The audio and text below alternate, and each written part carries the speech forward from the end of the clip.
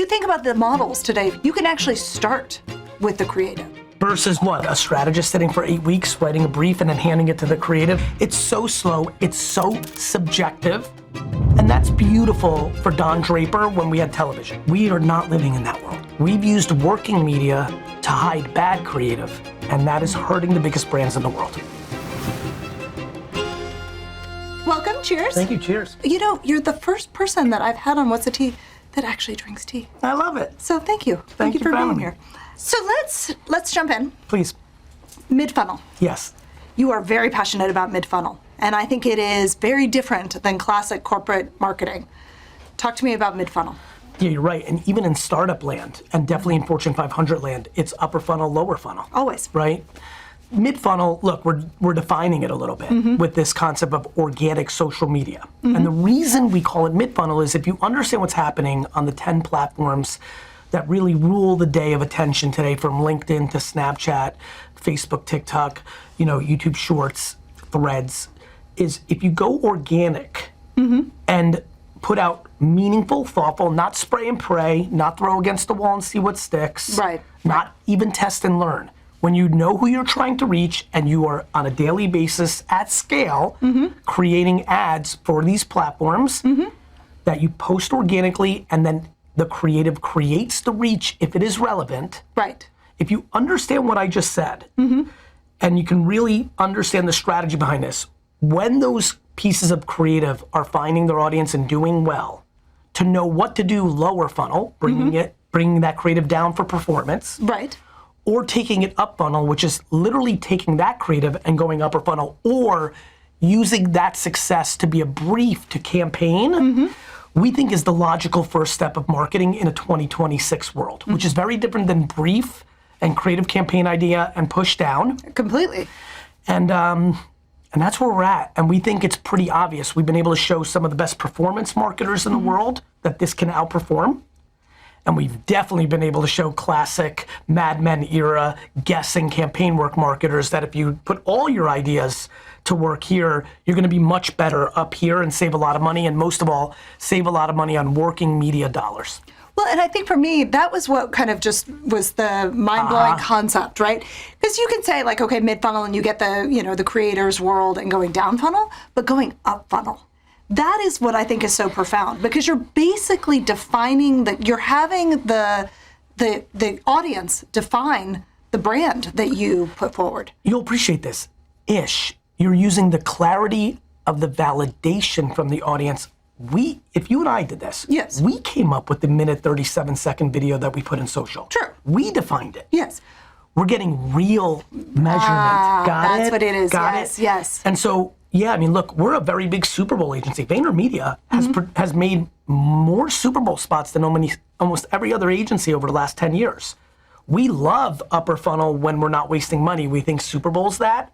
But like this year's Raisin brand commercial we did with William Shatner that got so much noise, we already knew we had You had something. already tested it in mid-funnel. Yes. Look, we're saving clients an extraordinary amount of money on things like Super Bowl or campaigns. And the other thing that's fun and intoxicating for marketers like us, and definitely the CMOs that are listening right now, in our mid-funnel, we're making 7, 15, 20 campaigns. Right. Sometimes a day, or we're doing what we call premium SMAs. SMAs stand for social media ads. Sometimes we're making $100,000 production and posting it organically. And if it does not do well, we are not putting media behind it, which is so foreign. Right, right. On the flip side, we're able to do 10 commercials for the price of one, and 3 of them do crush. They get media, they go up, and the business results are much stronger. That's so much more efficient. So much more efficient. You know, it's funny, to your point, CFOs tend to be more intoxicating and excited about what we talk about than CMOs. I think CMOs still have romance, Cannes Lion, the work, their subjective strategic opinion, which I get. I have my own feelings about that.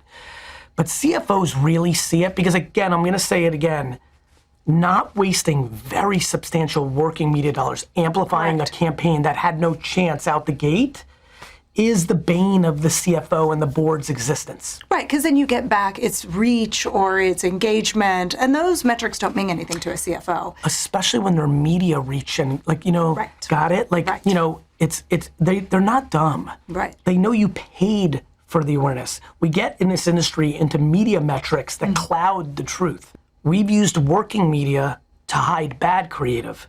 I think we need to start using working media to amplify good creative.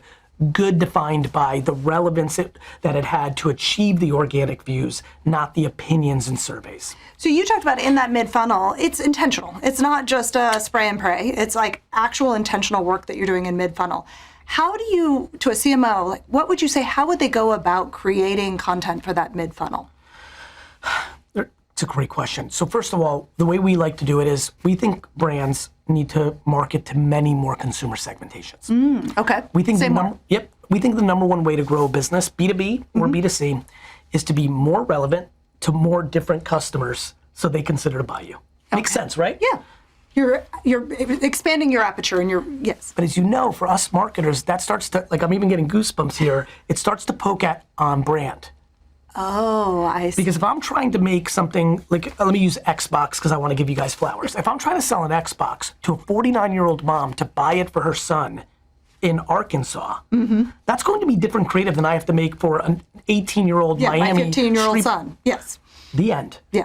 But that content looks real different, and that really pokes at how brands grow and the stuff that we're religious about. Yes. So they think it's schizophrenic, and I think it's relevance at scale. They want to decide up here and push everything down and matching luggage everywhere. I want to win with everyone here and then go to performance and go up. Right. So first you have to market to 30, 40, 50 consumer segmentations that are narrow. 19 to 21-year-old women that live in Seattle that are into yoga. 27 to 31-year-old young moms in Austin, Texas that speak Spanglish. Now you're creating a very narrow but very wide group of different segmentations. And then you start to make the creative. So the rapid iteration and time to versus feedback. What? A strategist sitting for 8 weeks, writing a brief and then handing it to the creative, and then he comes up with something brilliant. But then you and I are the judges because I'm the brand and you're the CMO. And we're like, we don't like that. Like, it's so slow. It's so subjective. Right. It's often laced in politics and insecurity and ego. And with good intent, just one human's point of view. Right. And that's beautiful for Don Draper when we had television. Right. We are not living in that world. Right. And so for us, we believe in the principles of relevance, consideration. I believe in brand over everything. The execution of brand in a 2026 AI social environment requires different logic than, let's call a spade a spade. We are still running television logic frameworks, and that is hurting the biggest brands in the world. And that is why you're seeing the rise of so many small brands making meaningful noise. They are social first. They are creative at scale, then media behind. And so on the consumer side, we're seeing it, but we're also seeing it on the B2B side. A lot of these vibe-coded AI apps are starting to chip away at the biggest companies in the world that I'm sitting in right now. But even if you look at the Super Bowl ad, like how many B2B companies were in the Super Bowl, like which you wouldn't have seen 5 years ago? No, because rightfully so to every B2B company that I think should be in the Super Bowl when they're at your scale. Of those 140 million people that watched all 30 seconds, there's a shocking percentage that are decision makers or influencers of decision makers in the B2B space. My point of view though is when we have an AOR relationship, we're like, hey, if you want to do Super Bowl, can we start on it now? Right. And work all year so we can mitigate the risk of the idea. Yeah, that I think is what is so profound. I think so. Is that by the time you get to the Super Bowl, you've already gotten enough signal that it's actually relevant versus like you're rolling, what we used to do is roll the dice. I would argue almost every Super Bowl ad that aired this year was either the beginning of the framework that they want to roll out to the world, and this was their coming out party that they guessed on. Yes. Or they got in late in November, December, just decided to do it. Right. And did something random. Right. And then we pay celebrities and we remember the celebrity, not the business. Right. I think, listen, this beloved space of marketing that I love so much, I wish the most creative and strategic people understood that if they fell in love with the mid-funnel, they would be able to have all their brilliant ideas see the light of day. It wouldn't be this vanilla that we're doing up here. And there's just so much more incredible impact on the P&Ls that we can be making from marketing if we understand what's happening in modern social. Well, and the thing I talked to my team about was about being an active marketer. Like, we should love this as marketers.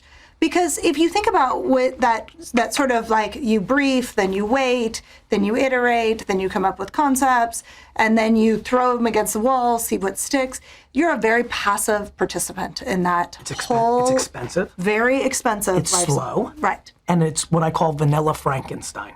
But think now, today, I've got the tools as a marketer to be able to create the content, be able to micro-target, and then learn almost instantly what's resonating and what's not resonating, and then decide, do I decommission? Do I go up? Do I go down? Like, marketers today are so much more active in the process than they've ever been. Yes. And I would say one of the reasons our firm has worked is I'm a practitioner of the craft on my own brand and my other businesses. Yes. And I'm able to bring that to the clients. So when I'm in a boardroom, as a CEO of an agency, I'm actually a practitioner of the craft we sell, right? Which is a lost art in our industry. Mm-hmm. You know, we're a lot of executives that are very detached from the truth of the consumer. It's true. It's true.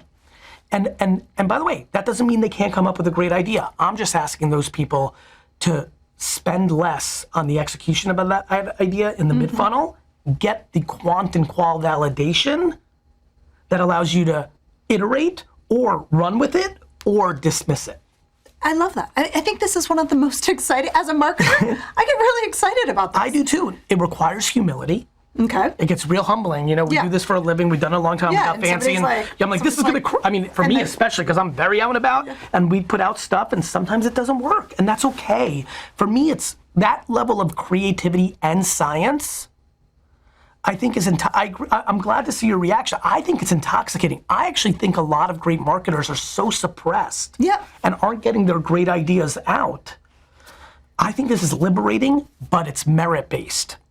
And a lot of senior... Merit-based. Well, I made a video. I spent $180,000 on it. I posted it on LinkedIn or YouTube Shorts or Instagram. I don't put media behind it to hide if it did well or not. And it gets 4,000 views, and I just spent all that money. It's humbling. It's humbling. It's humbling. But the reality is that that's a premium SMA. I've made content that I've done in 2 seconds on a phone that's gotten 13 million views and gotten me incredible levels of consumer insights and drove sales. There's just such an interesting mix, but this is the beginning of people getting very educated on the mid-funnel. Yeah, I love that. And I think so it's the combination of the mid-funnel, the creation of the content, as we talked about, and then it is the feedback loops. Yes. I think when both quant and qual. Those are all changing. And I have talked about this before. There was a North American Marketing Leadership Summit, and I said to the CMOs in the audience, marketing hasn't changed for decades. Like, think about all the industries, all the professions that have been transformed. Marketing's been doing the same sort of approach for decades. And so this is our time to transform. And I think the marketers that will rise and embrace the new ways of doing things are the ones that are going to actually define marketing for the next generation. I can tell you, I'm going to be pretty transparent here. The reason Vayner got so big, so fast, from a guy who ran a wine business the day before he started VaynerMedia, was because we aligned our interests with the client. Not because I'm Mother Teresa, it's because I want to build a private equity firm on top of VaynerMedia. Okay. So I stumbled into my aligned interests with my clients because I want to become my clients one day. Yes. And I'm not going to care about MMM or Cannes Lions. I'm going to care about the business. Yeah. I said common sense needs to find its way into the boardroom. I think it's time. I would agree. Can we talk for a minute about platforms? Because I think you have a very interesting perspective on platforms. Please. One, on the algorithm. Yes. So I want to talk about the algorithm. And two, I think this notion of how do you find ahead of the curve the next platform? Yes. That for me okay, am I thinking, because we think in the platforms that we know, I'm not thinking about the next platform. And what I took away is I should. Did you take note about Substack? Yeah, I did. Now we're just like having a session while people are listening to the podcast. That's all good. You will crush on Substack. You guys have incredible expertise, and so do many of the brands that are listening. You can go deeper. Yeah. You're allowed to write a very long article. Well, and for me, I have a technical audience, right? So I have a CMO audience and I have a technical. I serve two. Correct. And so Substack for a technical audience is crushes. Gold. It's also LLMing. Yeah. for geo and AEO. I mean, Substack for the B2B technical environment is a must. Beehive, a competitor of Substack, is another place. These platforms have a lot of attention and a lot of people not marketing in it. So can I share with you, this was my big insight, technical audience, right? And so technical decisions will be taken by LLMs. Think about, as a developer, you're writing code, the database that you choose is who the LLM that's serving it up. Do you know where the LLM is finding that content? The Substacks of the world.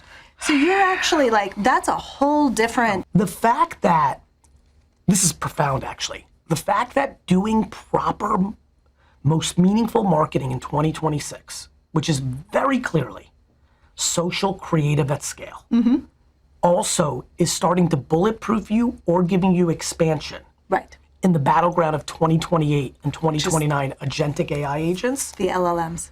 The spend needs to go away from decks and ideas, the ideas rule the world, but into more production at scale. And stop wasting working media dollars to disguise. If we can get the mix of working, non-working, and more importantly, more money into the mid-funnel production creative that gives you that scale, it will transform the Fortune 5000 set. Because they aren't the only game in town. No, I believe the LLM game, the AEO, Geo, the apps will play out more like social than it did search. There'll be 7 to 12 players that really win. Yeah. Yourselves and your other 7 to 10 competitors in this will, I don't see it being one place that everyone goes and searches. Right, but I do think like shopping, right? Just if we go onto the consumer side of things, like I think people will shop in the agentic LLM, like what we are calling LLMs, but it's in the... It's even scarier. It's in the than that. Copilots, the Geminis. It's even scarier than that. The shopping's gonna be done for you. The human's gonna set and forget. Oh, yeah. And then if you think about Internet of Things, your Ferrero candies, when you're down to one left, it's literally gonna reorder itself. I mean, where we're going is profound. Yeah. Now, we're gonna learn a lot about brand in that era. Because the only way I'm gonna change out the deodorant that is just reordering itself for me is if I'm affected from a relevance standpoint to be like, oh wow, Old Spice, you know what, that was cool. I wanna be an Old Spice fan. I'm gonna go into my agentic and switch out. Into my agent and say, okay, my personal shopping switch out. agent. I mean, it's gonna be like this. Hey, switch out. I wanna go to Old Spice now. Or whatever the world we're living in, AR, and I'm just like, it's gonna be, you know, you and I have had the luxury of growing up our careers in these last 25 years. So much has changed. Yeah. So much has changed in like 2 years. Correct. So, I think for the marketers that are thinking here, brand is going to matter more than ever. Because you don't want me to say, I just care about, you know how I'm going to set my deodorant? Best price. Because I don't care. Oh. So we're going to learn about, like, but for you, you might really, like, I'm fascinated by what's about to be exposed. What do we really care about? Let's play a little bit. Toothpaste, for you. Yes. You have a brand that's hell no, or are you kind of agnostic and you'll take what you'll take? I have a brand that I like. Okay, you want to give it a shout out? Yeah, it's the Arm & Hammer. Great. Bacon soda. Nobody So likes it. I do. you may set that. Yeah. So you'll set that. This is my toothpaste. Bottled water? Don't care. Now, you know what was so cool about that? Do you know how many people really care about bottled water? Yeah. Like a lot of people on the other side are like, what do you mean? Yeah, I know. And so we're about to find out what we care about brand-wise and what we don't. Because I'm gonna set my agentic AI to buy me you're gonna set your bottled water to best price. Yeah. Or glass only. Glass only. Glass only for sure. Right? Don't care about the brand. Right? Care about or glass. My wife, clean ingredients only. Like, Yeah. everyone's gonna start learning what we care about. Brand relevance is what's gonna make us switch up. These Reeboks I'm wearing. Yeah. The relevance of what they've been doing recently has these now on my shoes. I haven't had Reeboks since the mid 80s. Huh. Nike dominated my shoes. Those are old school. But these are old school Reeboks because they've been relevant the last 24 months with their marketing, and that literally was like, yeah. And then once, and so this, I believe that brand over everything in the AI era, which is why I'm trying to push brands to understand this is relevance at scale, not I'm gonna come up with a campaign idea and push it all the way down. But don't you, now we're getting way out there, Yeah. but like, don't you believe that the brands have to be relevant not only to the human, but to the agents going forward? Yes, but the human can override the agent for a long time. Always. Yeah. But I just think that's where I'm like, Well, I actually think it's going to be to the human. Because again, I believe when we don't care about brand, we will go for price. But that's maybe where the agent comes in. So maybe That's what it's the that's brand. right. The brand has That's to right. Notice where I'm overfunction going? on the human, and then the agent. Correct, because you're going to set agent, and I'm going to set agent to the 90% of things we don't care to, convenience price. Yeah. I'm going to do time. Yeah. So like, I don't care what water, and I'll take the cheapest price, but by the way, I never want to be out of water. Right, So if exactly. you know that I'm about to be out of water, and the cheapest water's out of stock, you better go, like I need water, like, so it's convenience, it's price, tried and true forever. Yes. And it is brand that will make me go into agent and override and actually say, override. oh, I like that Super Bowl spot. Hey, blah, blah, blah, whatever app I'm using, switch out my bubble gum to Wrigley's. It is going to be brand relevance that makes us stop what's happening in the background on choice. Super interesting. I think it's really cool. I think it's super counterintuitive. We're going into this incredible era of technology, and it is going to be brand that rises when everyone thinks it's the other way. Like, Right, yeah. I see it. That is completely counter to what most people would say. They would say Well, good brands news. become Yep. Well, sort of irrelevant, and it is, but it's actually the buying behavior will be automated, and the brands that'll matter. I love I've that. been counterintuitive for 30 years. fascinating. It's worked out, so I'll keep it going. That's right. Doesn't that make Yeah, sense? it though? totally makes sense. It I totally really makes appreciate the opportunity to break it down. I've done this in some rooms, and people are like, "Oh crap, it's the reverse." It's reverse. I'm like, yes, and I'm like, take advantage of this 5-year window where social is winning, because this is all coming. The world's going to change. So take advantage of this incredible golden era of relevance, which is the mid-funnel. But this is, I'll come full circle Please. to what we started with, which is like, we have to change now as marketers because it's only going to get different. Like, do you see what I'm saying? Like, so much has changed in 2 years that we're like, if you're still doing what you were doing 10 years ago, like, the where we will be 2 years Do you know from how I now- talk about this organizationally? To your point, what I think you're making. Hey, if you're going to run the New York City Marathon, don't you think it's a good idea to train for it? Right, that's what I'm saying. That's exactly what you're saying. Yeah.